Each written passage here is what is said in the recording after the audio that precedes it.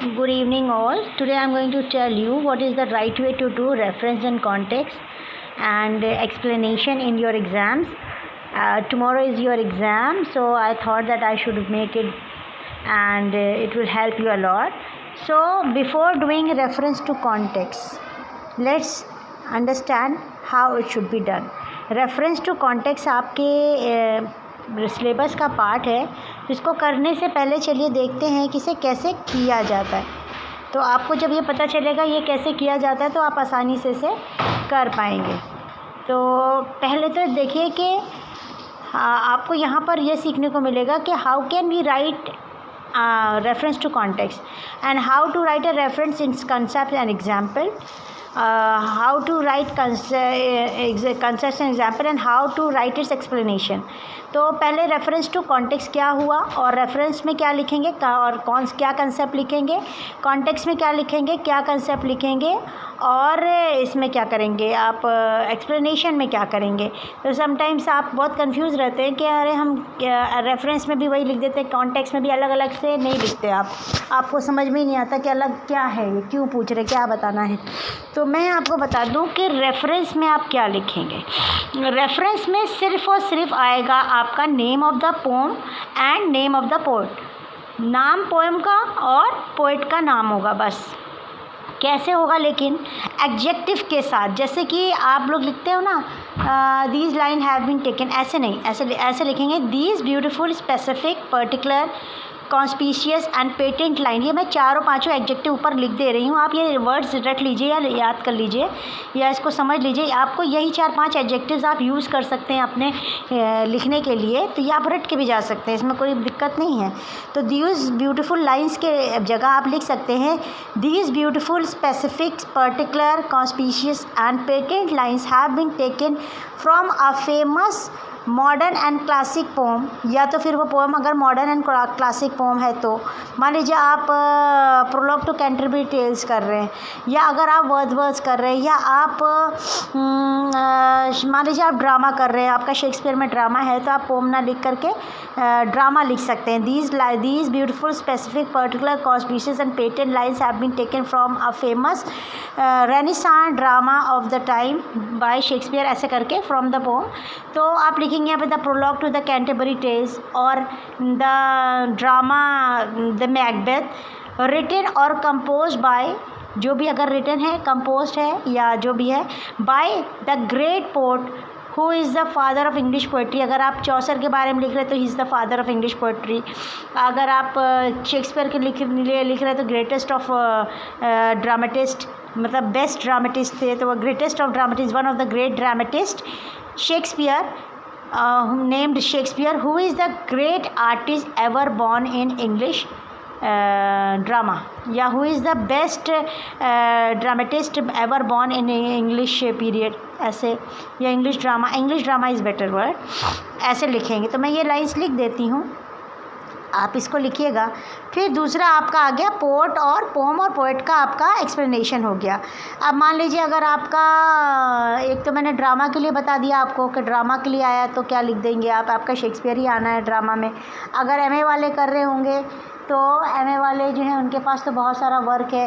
अगर MA final वाले कर रहे होंगे तो मान लो निजी म्यूजिकल का आ रहा है तो आप लिख देंगे the famous Indian English poet निजी म्यूजिकल। These lines, these impressive expressive symbolic significant and reflective lines has been taken from a beautiful poem, जो भी है आपका, मान लीजिए वो है आपका मिस पुष्पा पार्टी वाली पोम है या कमला दास की पोम है, तो आप उसका नाम एंड इंट्रोडक्शन लिखते हुए नाम ही लिखेंगे सिर्फ। या पैराडाइज लॉस्ट है रिटन और compose by the famous English poet या famous Indian English poetess Kamala Das, a great poetess of all the time, या great confessional poet of the time. तो उनकी एडजेक्टिव वो क्या है, बस इतना ऐसे लिखेंगे ताकि आपका वो आ जाए। तो ये रेफरेंस में आप लिखेंगे, ठीक है।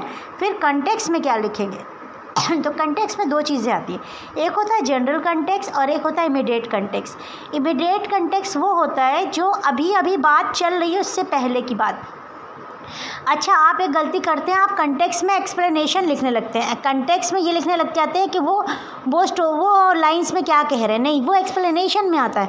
कंटेक्स्ट में आता है आपका कि ये जो जनरल कंटेक्स्ट है उसमें आपका theme, central idea of the poem आ जाता है, और इमीडिएट कंटेक्स्ट कि ये करंट सिचुएशन क्या है। जैसे कि आपका कोई लाइन आ गई, मैकबेथ की कोई लाइन आ गई, तो आप लिख सकते हो कि इससे पहले मैकबेथ को विचेस मिली थी और उन्होंने उससे कहा था कि तुम राजा बनोगे, तो वो अब ये बातें अपनी वाइफ को बता रहा है। ऐसे अगर आपको याद है तो, वरना मुश्किल होता है ड्रामा में इतना याद रखना, लाइंस पढ़कर आपको याद रहे। अगर आपको याद रहे तो आप उसका इमीडिएट कंटेक्स्ट लिख सकते हैं कि इससे पहले क्या हो रहा था, उसके बाद वाला नहीं, उसके बाद वाला एक्सप्लेनेशन में आएगा, उसके पहले वाला इमीडिएट कंटेक्स्ट हो रहा है, वो आप लिख सकते हैं। जैसे कि और उसमें और इस लाइन में क्या कनेक्शन है, मतलब अगर वो लेडी मैकबेथ से कुछ कह रहा है तो आप बता सकते हैं कि इससे पहले विचेस मिली हैं उसको, जिसने उनको प्रोफेसी करी है कि वो राजा बनेगा, तो वो ये लाइंस में अपनी वाइफ को कुछ बता रहा है, इसी के बारे में इन्फॉर्म कर रहा है। या आपका 12th नाइट है तो उसमें आकर कोई स्पीच है वॉयला वगैरह की, तो उससे पहले क्या हुआ अगर आपको याद है तो। नहीं याद है तो आप सेंट्रल आइडिया, थीम इससे बता सकते हैं। तो आप इस तरह से कहेंगे कि ये कंटेक्स्ट जो है वो हमारा these lines have been extract from the drama this and that. तो इसका कंटेक्स्ट आप ऐसे बता देंगे। जैसे कि इसमें ना आप डिस्क्रिप्शन नहीं लिखेंगे, एक चीज़ बस याद रखिएगा, कंटेक्स्ट मतलब इसमें क्या हो रहा है, इससे पहले क्या हुआ है।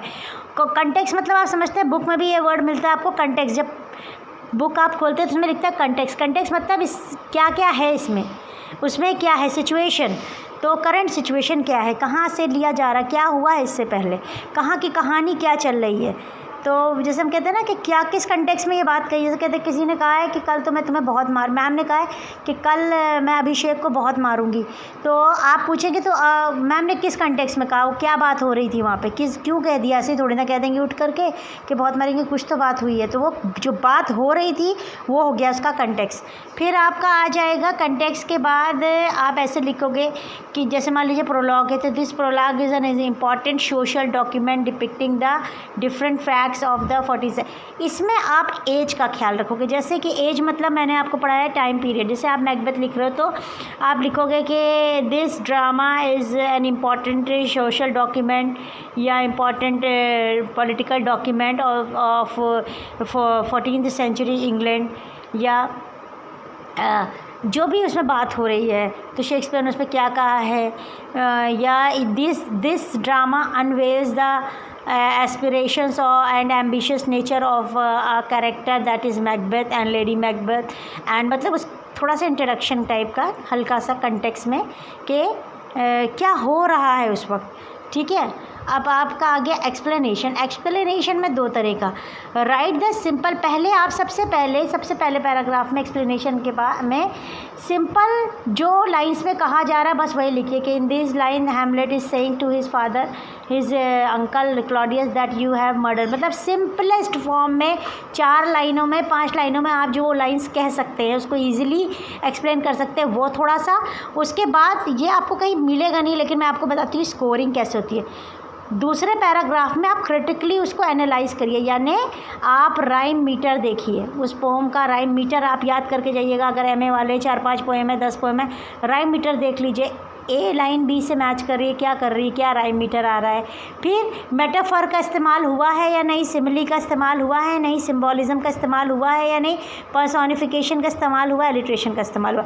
4 से 5 टेक्निक आपको पोएटिक टेक्निक मिल जाए, यही बहुत है। आयरनी, ह्यूमर, तो इतना आप देख लीजिए कि इन लाइंस में कहीं पे इज़, लाइक और एज वाले सेंटेंस आ रहे हों तो आप बोलिए सिमिली का इस्तेमाल हुआ है। कहीं पर उन्होंने पर्सोनिफिकेशन कर रखा है तो he has use the personification of wind, ऐसे जैसे कहते हैं ना विंड इज शाउटिंग, तो he has use here he has use personification of wind. ऐसे 2-4 लाइन अगर आप ये लिखेंगे ना तो आपको मार्क्स देने से कोई नहीं रोक सकता, या बहुत स्कोरिंग मार्क्स लेंगे। तो I am telling you how to score very good marks in reference to context and explanation, क्योंकि सिंपली तो सभी बता देते हैं, बहुत बढ़ाना नहीं है आंसर्स को, आपको सिर्फ पॉइंट याद रखिए। रेफरेंस में पोएट का नाम और पोम का नाम, कहाँ से ली गई है, क्या ली गई है, कंटेक्स्ट में इससे पहले क्या बातें हो रही थी। जहाँ से लाइन आई है उससे पहले क्या बात हो रही थी और सेंट्रल थीम और आइडिया क्या था। अगर आपको बात याद नहीं आ रही तो आप सेंट्रल थीम और आइडिया, समरी मत लिखने बैठिएगा कि समरी लिख रहे हैं कि ये हैमलेट से ली गई है, हैमलेट एक बेटा था और हैमलेट के फादर की डेथ हो गई है और हैमलेट जो यहाँ पहुँचा है तो बहुत वो हो जाता है, वो मारने के लिए कहता है और ये सारी बातें। कहानी नहीं, जस्ट उससे पहले क्या हुआ है वो लाइन्स पढ़ के आपको समझ में आ रहा है कि उससे पहले क्या हुआ। पूरी समरी नहीं लिखिएगा, बस वहीं तक की लिखिएगा जहाँ तक की बात हो रही है। बात समझते ही आपको समझ में आ जाएगा कहाँ से ली गई है। फिर कंटेक्स्ट में एक ये आ गया आपका कि इमिडिएटली क्या हुआ, इससे पहले क्या हुआ। अगर नहीं याद है तो सेंट्रल आइडिया और थीम कि हाँ इसका सेंट्रल आइडिया ये है, मर्डर है और रिवेंज है और ये रिवेंज की कहानी है हैमलेट की, बस। अगर आप लिख पाए तो। अगर आप मैकबेथ में लिख पाए कि एम्बिशियस नेचर है हैमलेट का, अरे मैकबेथ का, तो वो वॉइला के बारे में अगर लिख पाए, सेंट्रल आइडिया और थीम थोड़ा थोड़ा पढ़ के जाइएगा दोनों ड्रामा के जो आपके कोर्स में है। फिर आपका एक्सप्लेनेशन में पहले पैराग्राफ में बहुत छोटे में 4-5 लाइन में simple explanation of the line, जो आपको ईजीएस्ट वे में आप लाइन्स के एक्सप्लेन कर सके वो। और सेकेंड में टेक्निक्स जो यूज़ हुई हैं, पोएटिक टेक्निक्स जो यूज़ हुई हैं, जिसमें simile, metaphor, personification, humour, irony, इतना तो होता ही होता है, मोस्टली होता है सिम्बॉलिज्म। तो ये 4-5 चीज़ों के नाम देके अंडरलाइन डाल दीजिएगा, कर दीजिएगा कि इसमें ह्यूमर यूज़ हुआ है, आयरनी यूज़ हुई है। नहीं भी समझ में आ रहा है, बिल्कुल भी नहीं आ रहा क्वेश्चन में, तो भी आप उसको यूज़ कर सकते हैं। आपको समझ लीजिए कि सिमिली क्या होता है, मेटाफर क्या होता है, पर्सोनिफिकेशन। आप 4-5 लाइन्स तो हैं, आप देख लीजिए ना कि कहाँ क्या क्या इस्तेमाल हो रही है। अगर चाहे तो वहाँ तुरंत ऑन द स्पॉट भी यूज़ कर सकते हैं, और अगर आपको टेक्निक पता है, नहीं तो आप घर से याद करके भी समझ के भी जा सकते हैं। आपको पता है कि कितनी कोई पोएम है और कितनी आ सकती है। तो ये आपका हो गया how to attempt this question, reference to context. All the best for your exams. तो MA वालों का कल पेपर है तो उनके लिए मैंने स्पेशली ये बनाया है, और BA वाले बच्चों आपके लिए भी ये बहुत हेल्प करेगा आपको स्कोर करने का। इस टाइम तो आप देखिए कि आप जो भी क्वेश्चन अटेम्प्ट करिए उसमें हाईएस्ट स्कोर करके लाइए, क्योंकि हो सकता है आप इसको डिसएडवांटेज कह रहे हो कि ये कौन सा टाइम है और इसमें मार्क्स नहीं मिलेंगे। हो सकता है अगर आप इतनी थोड़ी सी एफर्ट कर ले तो ये आपको स्कोरिंग ज़रूर अच्छी होगी, तो आपको मार्क्स बहुत अच्छे मिल जाएंगे, आप परेशान नहीं होंगे, आप ऐसे अटेम्प्ट करेंगे। Thank you very much, I hope it will be helpful.